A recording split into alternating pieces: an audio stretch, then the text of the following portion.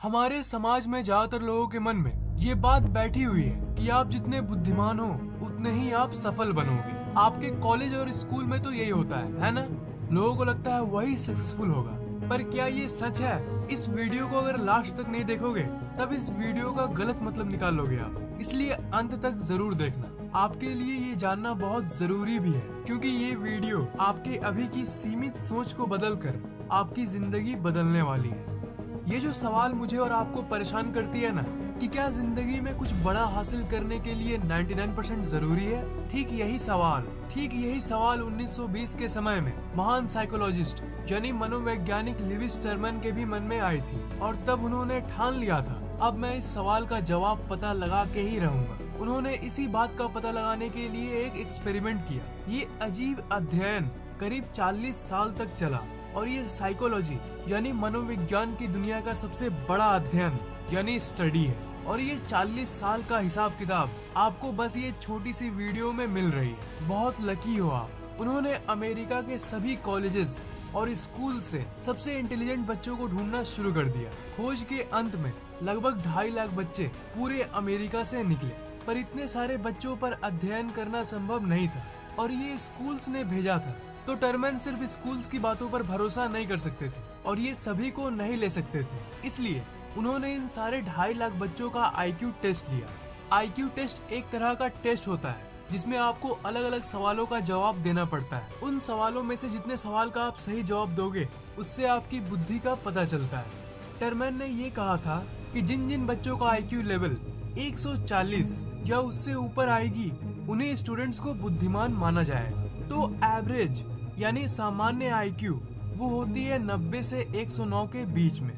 इस दुनिया में ज्यादातर लोगों की IQ 90 से 109 के बीच में ही होती है, जिसे हम सीधी भाषा में एवरेज स्टूडेंट कहते हैं। जिनकी IQ 140 से ज्यादा होती है उन्हें बहुत बुद्धिमान माना जाता है, और जिनकी IQ 160 से ऊपर होती है वो जीनियस होते हैं। वैज्ञानिक एल्बर्ट आइंस्टाइन की IQ 160 मानी जाती है। तो उन्होंने उन 2.5 लाख बच्चों में से उन बच्चों को घर भेज दिया जिनकी IQ 140 से नीचे थी। और आपको ये जान के हैरानी होगी कि 2.5 लाख विद्यार्थियों में से सिर्फ 1528 स्टूडेंट्स ही बचे।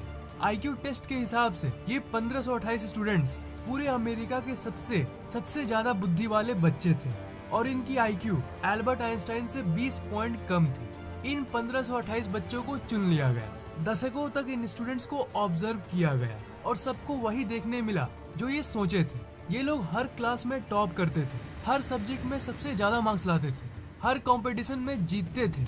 मतलब अपनी पढ़ाई वाली एकेडमिक लाइफ में तो ये राजा थे।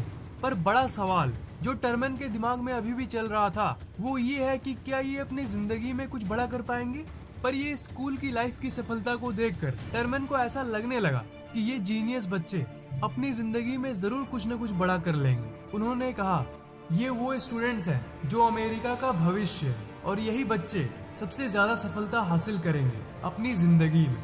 पर शायद आपको आभास होने लगा होगा कि मैं क्या बोलने वाला हूँ।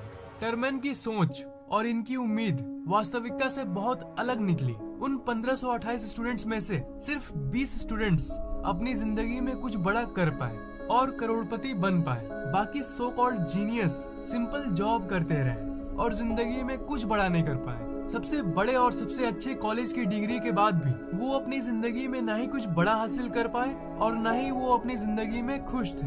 इनफैक्ट 2 लड़के जिनकी IQ 100 से भी कम थी, एवरेज के आसपास थी, जिनको निकाल दिया गया था, उन लोगों ने नोबेल प्राइज भी जीता, और वो भी फिजिक्स में। फिर लगभग 40 साल बाद लिविस टर्मन ने ये कहा, हमें ये पता चला कि बुद्धि और सफलता का दूर दूर तक कोई संबंध नहीं है। स्मार्ट और बुद्धिमान बनना एक चीज होती है और जिंदगी में सफल होना एक दूसरी चीज। आपके दोस्त के मार्क्स आपसे ज्यादा आते हैं, इसका मतलब ये नहीं कि आप अपनी जिंदगी में सफल नहीं होंगे। हाँ, ऐसा महसूस जरूर होता है कि वो आपसे ऊपर है, पर कब तक?